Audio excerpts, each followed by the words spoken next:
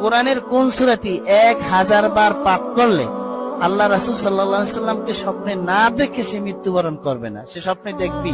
সেই সূরাটির নাম কি বলতো? সূরা কদর। মাশাআল্লাহ, তোমার উত্তর সঠিক হয়েছে। সূরা কদর 1000 বার পাঠ করলে আল্লাহ রাসূলকে সে একদিন না একদিন স্বপ্নে তার কি হবে? জিয়ারত নসিব হবে। শুকরান জাযাক।